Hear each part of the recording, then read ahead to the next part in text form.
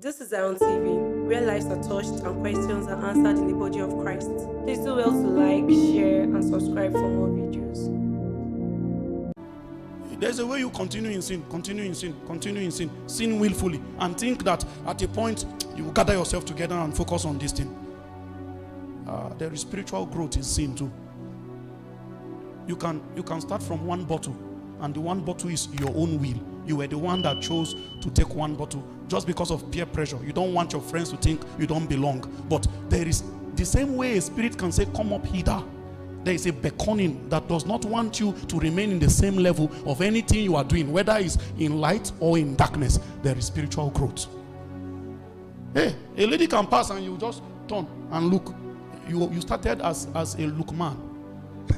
Hey, but the spirit will not leave you in looking. There's an appetite that will be built. When you turn, what demons did is that they look at themselves and say, did you see that potential? Just imagine if we really invest in this one.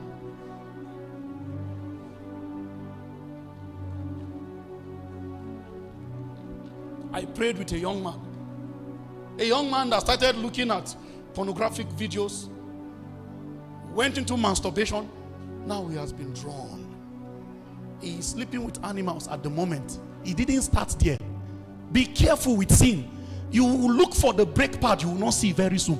Now you think you are in control. You will come to a place where you are trying to stop it. A government has been established. It has become a stronghold.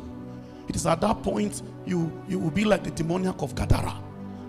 In the daytime you will cut yourself, and in the night you will cry. Your tears notwithstanding, the spirits that have kept your soul under government, they are not moved by that tears. So they continue to keep you glued to that situation until the day he saw Jesus coming. As Jesus stepped on the shore of Gadara, he ran to him and lay down. It is in my opinion, I say this as a man, it is in my opinion that, you know, that few moments where every madman has a brief period of sanity, where you reflect more, and then it's like the spirits give you a small break for the sake of torment, just so that you will see what you have become, then you go back. So when you see yourself, you say, now maybe this, you start crying, then they switch back. He was fortunate enough that in that moment when Jesus' leg was stepping on the shore, he had his brief moment of sanity. He ran, and before they could take over, he was already bending down before Jesus. So they took over and started speaking. Let me ask you a question. Why would a man who ran to Jesus and prostrated before him, why would his utterance be, Jesus, Son of the living God, what have we to do with you? For our time has not yet come. It was at that point Jesus knew that there is a soul that was desperate for intervention. There is another government that is keeping that soul under captivity against its will. And he is seeing double personality here. That you are on your knee before me, but you are still challenging my government. No, there are powers using this body. Somebody will run to Jesus this night, because sin is a slippery path. You will think you can control it.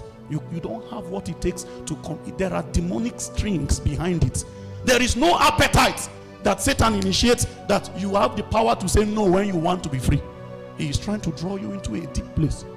And then if you are not careful, if you continue to journey in sin, a time will come where it will be necessary that God separate you from the brethren, because there is no relationship between light and darkness. May the door not be closed before you make up your mind to come to this kingdom.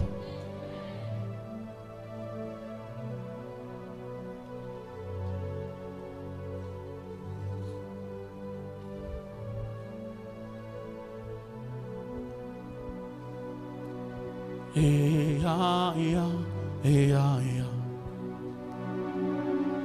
Hey, yeah, yeah, hey, yeah, yeah. Hey, yeah, yeah.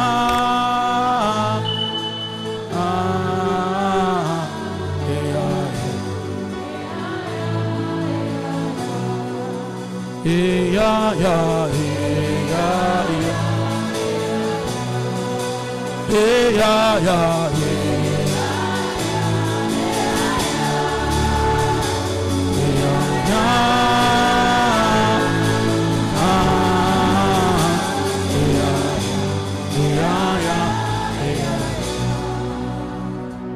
you are here and you know in your heart of hearts, this encounter today is for me.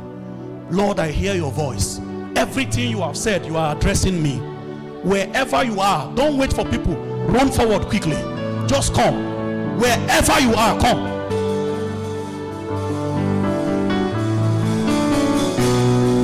This is Zion TV, where lives are touched and questions are answered in